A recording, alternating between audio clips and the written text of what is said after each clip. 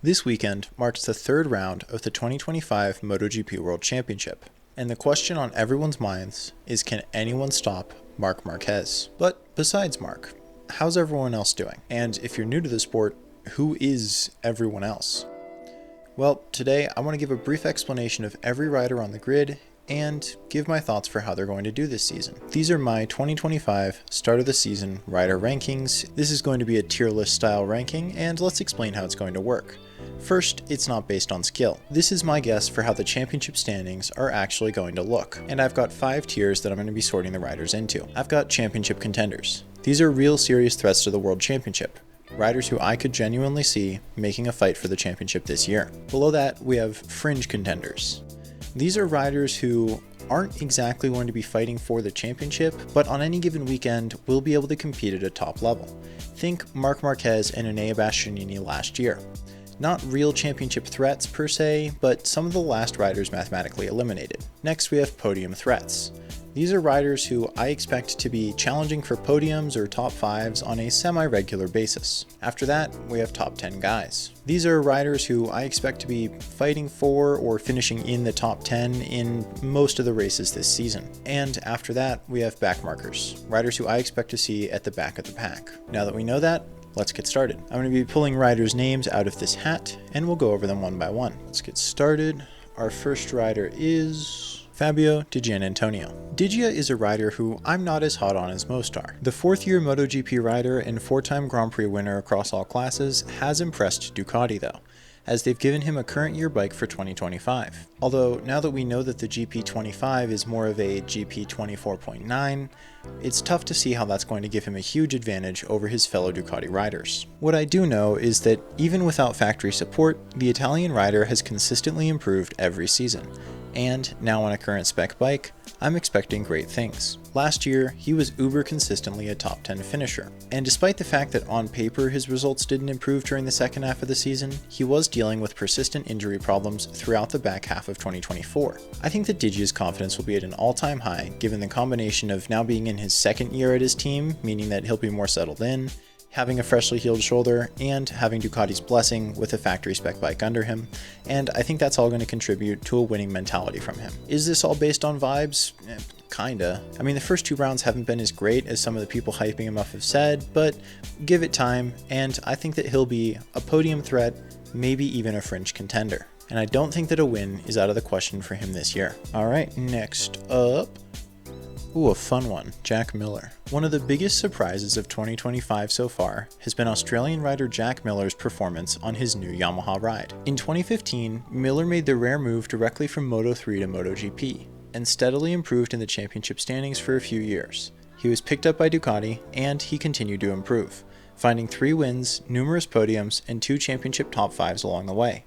In 2023, he signed with KTM and immediately saw a downturn in results, going from 4th and 5th in the championship to 11th and 14th. As of recording, he's currently top rider among all Yamahas in 2025, beating out former world champion Fabio Quartararo. This is surprising, as there were many fans claiming he didn't even deserve a ride this year. However, it is worth noting it seems like Miller has 2 options so far this year: either push hard and fight for a top 5, but crash along the way, or settle for finishing outside the top 10. If he can find a balance between these 2 options and pull in good times, I can see great things in Miller's future. But being a podium threat is maybe a little out of reach on the Yamaha this year. But I think after he adapts a little more, being a top 10 guy is pretty likely. Next up, we have Joan Mir. Joan Mir is often called the worst MotoGP champion by fans, having won the world title in 2020. And if you just look at it from today's perspective, it makes sense.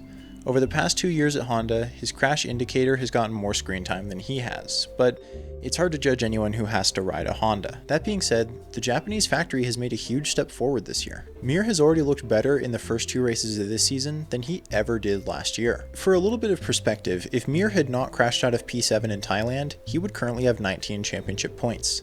That's only 2 points left than he scored in the entirety of last season. Even now with the crash, he's already halfway to that total. Mir hasn't finished outside the top 10 yet, even though he's right on the line. I'm not sure I see him improving to be a podium threat, but calling him a top 10 guy seems very fair. I think Mir's been pretty underrated since his championship win. Next up, we have Somkiat Chantra. There's a part of me that feels bad for Somkiat Chantra. If you're a new fan of MotoGP and you just look at his stats, you may wonder why he's here at all. Chantra basically went straight to Moto2 and then just stayed there, only securing 2 wins and 5 podiums during his tenure. Don't get me wrong, that's worthy of some praise. That's better than some national champions could do.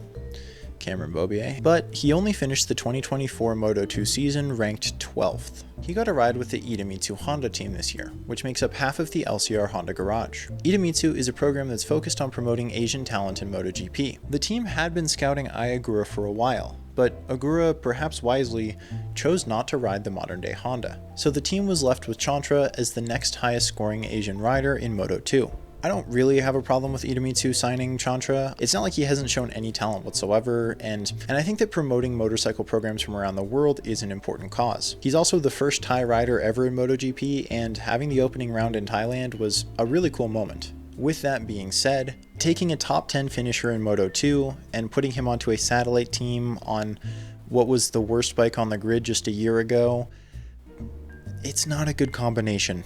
If I had to put money on someone coming last in the standings this year, it would be Chantra, and I can't see him being anything other than a backmarker.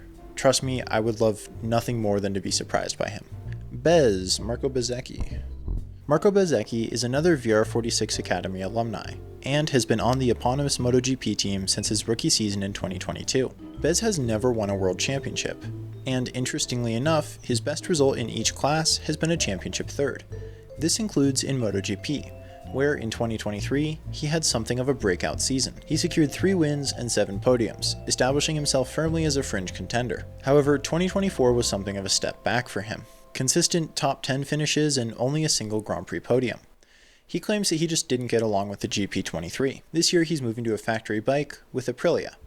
And frankly, I expect this year to be a lot like last year for him. He's only ridden with one manufacturer in MotoGP so far, so an adjustment period is to be expected. And the Aprilias still haven't shown themselves to be on the same level as the Ducati. If you've watched my channel for a while, you know that I believe Bez has the potential to be a great rider. And I think that last year was more of an outlier than 2023 was, but I do think that it's going to take him some time to get into the rhythm of the Aprilia. And I think this year, he'll probably continue to be a top 10 guy, although maybe one of the better ones towards the second half of the season.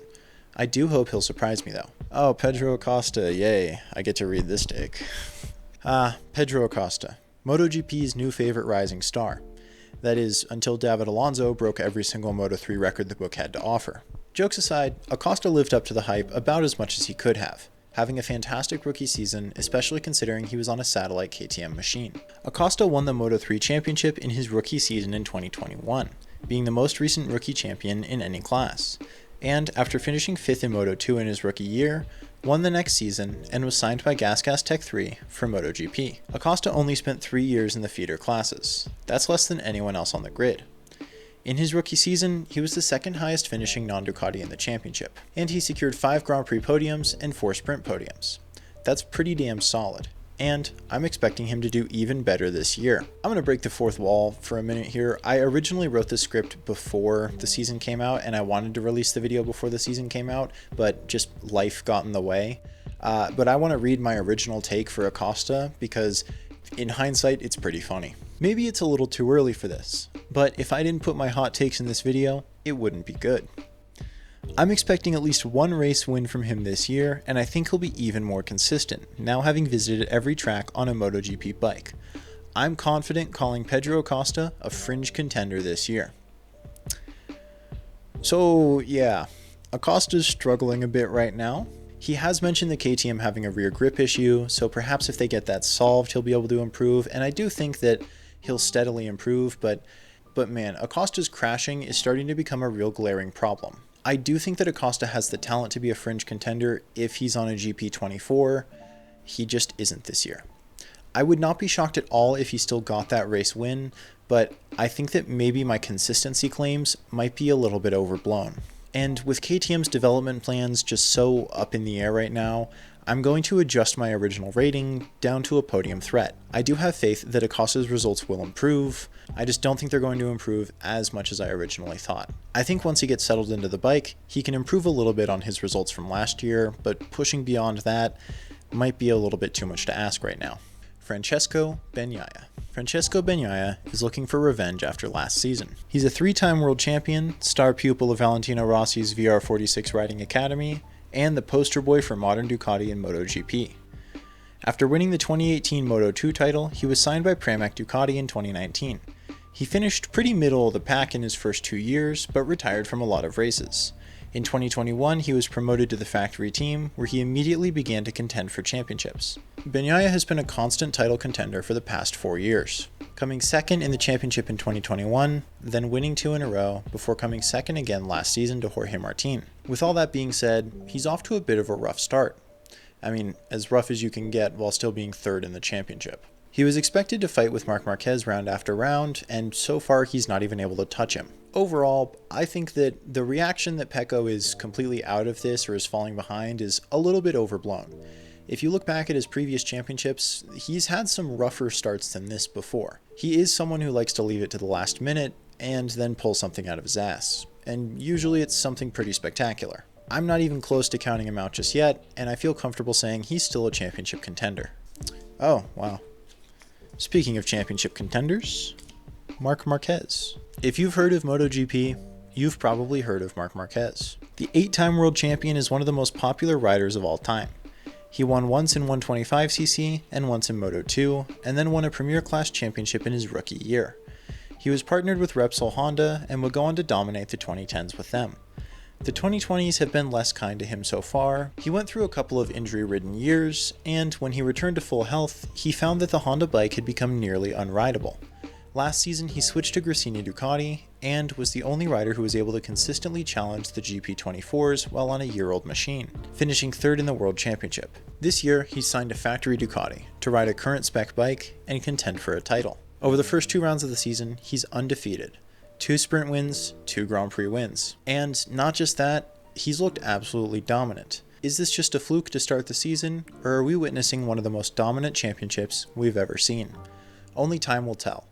But I am absolutely confident putting Marc Marquez as a championship contender. Alex Rins. Alex Rins is staying with factory Yamaha this year. The Spanish rider had a number of competitive years with Suzuki while they were still in MotoGP, including a 3rd place finish in the World Championship in 2020. After the brand departed from Grand Prix racing, he went to LCR Honda for 2023. He sustained a nearly season-ending leg injury in Italy that year, only returning for 2 more races that season, and moved to Yamaha for 2024. He spent most of the year near the bottom or out of the points entirely, a huge drop from previous seasons. He insists that it's not his injury problems, which, knowing the current state of Yamaha, is entirely possible, but he still hasn't been the same since that injury. Regardless of the cause, he hasn't shown many signs of improvement this year, and I don't foresee him doing a whole lot better than he did last season. I'm keeping him in the backmarkers category. We got Raul Fernandez. Raul Fernandez is entering his 4th year as a MotoGP rider. He was signed to MotoGP after an excellent 2021 Moto2 campaign, where he came second to Remy Gardner by just 4 points. He had an unsuccessful year with KTM, but has made slow and steady improvement with Aprilia since 2023. It's easy to forget, but he actually started last year really hot on the RSGP23, leading the Catalan Sprint and getting a front row qualifying in Germany. In the first half of 2024, he only finished outside the top 10 once. But then he switched to the RSGP24, and his results tanked. He would only finish inside the top 10 twice in the second half of the season. He blames this pretty exclusively on the bike change mid-season, and it's kind of hard to argue looking at the raw numbers. With a consistent bike that's agreeable to him, I could see him being a consistent top 10 rider again, but he hasn't started this season off great. It's not looking great so far, but he is still starting this year better than he started last year. So I'm going to keep him in the backmarkers category, but don't be surprised when he gets 1 or 2 shockingly good results. Fabio Quartararo. The paradox with Fabio Quartararo is that he is simultaneously one of the most talented riders on the grid, and yet stuck on a bad bike. Quartararo won the 2021 World Championship with Yamaha, and came second in 2022 to Francesco Bagnaia, barely losing after having led by 91 points halfway through the season. After that, Yamaha began to decline quickly. Things may be changing though. With aerodynamics being the name of the game in modern MotoGP, Yamaha's signature inline 4 made the bike's body wider than it otherwise needed to be. They're hoping that a switch to a V4 will help increase the bike's aerodynamic abilities and bring it back up to a competitive level. I'm not entirely sure that this is going to be the solution to all of their problems, but I think it's a good start. And they have shown small steps and improvements this season so far. In terms of Quartararo himself, he saw an improvement to consistent top 10 finishes in the second half of last year. I think that moving him up to be a constant podium threat is a little too big of a step to take, but I wouldn't be surprised if he gets back to that form, and who knows, if the V4 is ready by the end of this year, anything could happen. For right now though, I'm calling him a top 10 guy. Oh, this is a fun one. Jorge Martin. Trying to predict how Jorge Martin's season is going to go is pretty complicated. Yes, he is the defending champion, but he's also only raced with Pramac Ducati during his entire 4-year tenure in the Premier class. Last year, he had a messy breakup with Ducati and decided to get together with their Italian rival Aprilia instead. Martin has been locked in a battle with Bagnaia for the title for the past 2 years.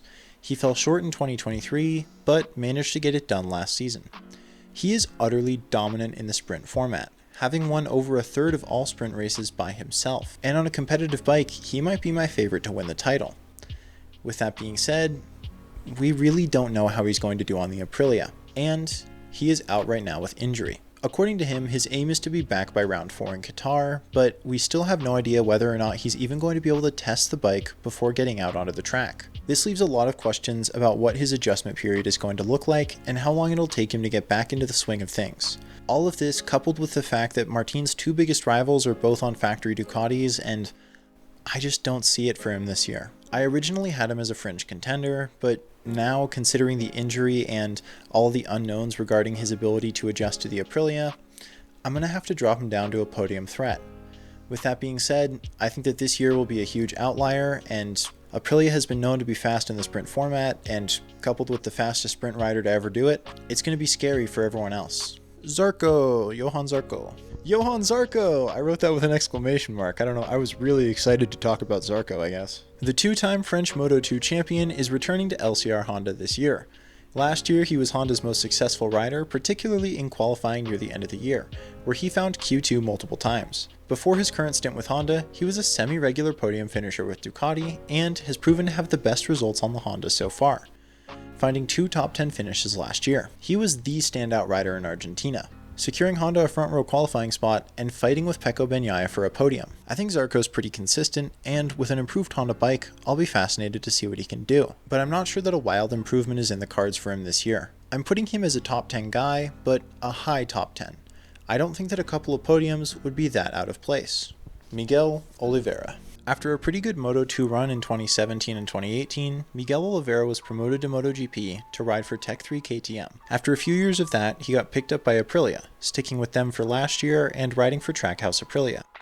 He was ultimately replaced by Ogura and signed with Pramac Yamaha for this year. Yamaha's newly acquired satellite team seems to be mostly focused on development, with Oliveira and Miller combined having ridden for every other manufacturer on the grid. That means Oliveira is not really expected to win races, and I don't think he will. Unless Yamaha's new V4 is the best thing since sliced bread, I think he'll be backmarking for most of this year. We have Alex Marquez. Alex Marquez, younger brother of Marc Marquez, is poised to start his 3rd season with Gresini Ducati this year. Last year he was 8th in the championship standings, the 2nd highest placing GP23 behind just his brother. During preseason testing this year though, he absolutely excelled. Once he was put on a GP24, he was putting up some of the fastest times of the winter tests. The 2013 Moto3 champion and 2019 Moto2 champion seems poised to make a leap on the GP24, which has proved to be utterly dominant. He's been steadily improving during his time in the Premier class and was the best performer in preseason testing. That was all written before this year, by the way. I'm just saying, I kinda called it. Because so far this year, he has been the only rider able to keep up with his older brother. He's finished 2nd place to Marc Marquez in all 4 races so far, and he led for a good chunk of the Argentinian Grand Prix. I mean, he led in the Thai Grand Prix too, but that was because Marc was literally letting him lead. So he seems practically guaranteed to secure his first Grand Prix win and maybe more than that during this season. Marc can't stay perfect forever. I expected him to do better this year, but not this much better. He has been one of the biggest surprises so far, and a pretty welcome one, to me at least. And I'm putting Alex Marquez as a championship contender. Brad Binder. MotoGP's resident South African and KTM mainstay Brad Binder is another interesting case. After barely beating out Pedro Acosta for top non-Ducati rider last year, the 2016 Moto3 champion is back in 2025 for his 6th season in the Premier class.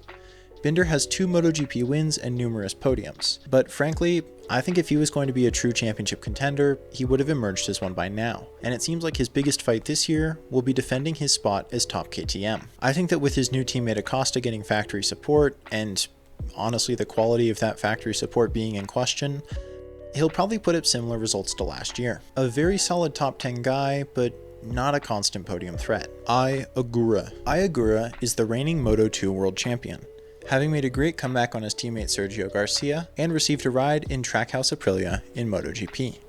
He is also one of 3 rookies this year. Ogura has easily been the biggest surprise of this season so far. He has been top Aprilia as a rookie on a satellite team, beating out Marco Bezzecchi rather consistently. In Thailand, he got the best MotoGP debut finish since Marc Marquez in 2013. Sadly, he was hit with a disqualification for running a non-homologated ECU in Argentina, but he has shown that he's able to hang in there with podium finishers.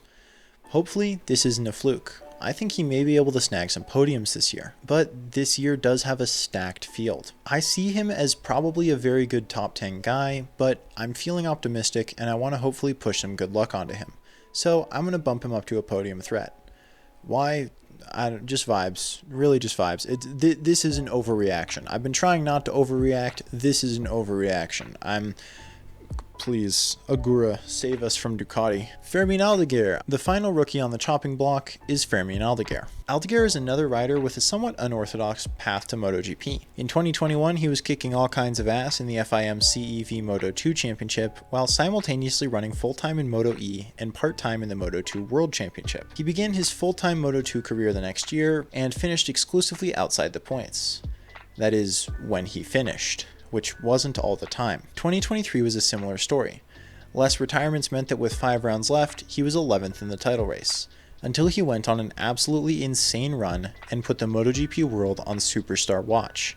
Ducati almost immediately signed him to a deal, promising him a seat for 2025. People were expecting a full-fledged championship campaign in 2024, which he didn't really deliver. Inconsistent is a light word for Aldeguer's 2024 season, jumping from podiums and wins to outside the points finishes. It's hard to tell exactly what Aldeguer is bringing to the MotoGP table, but he does have a GP24 on his side.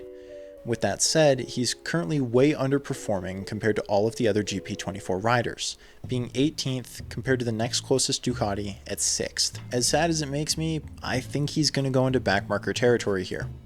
I'm a little disappointed because I was expecting a really good Rookie of the Year race, but who knows, maybe that inconsistency will come back and he'll jump up and have some wins this year. Alright then, we're down to our last few, getting down to it. Maverick Vinales. Maverick Vinales is fascinating.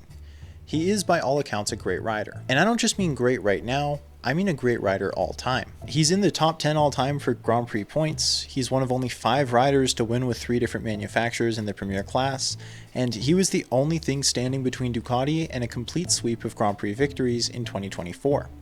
His rise through Moto3 and Moto2 left many fans expecting a perennial championship contender in the Premier class, but he just isn't. Granted, he's had to deal with the dominance of the Ducatis, mid-season team switches, and is it really fair to ask someone to beat Marc Marquez? Now, to be fair, at least one of those things was his fault, but still. Now he's switching to his 4th manufacturer, and for the first time in his career, won't have factory support. Under KTM circumstances, and with a full field of Ducatis and stacked talent, it's difficult to see him as a consistent podium contender this year. In addition, calling his adjustment period so far rough would be a bit of an understatement. I do think as he gets used to the KTM, he will improve, but I see him as mostly a top 10 guy this year. Franco Morbidelli is a little weird.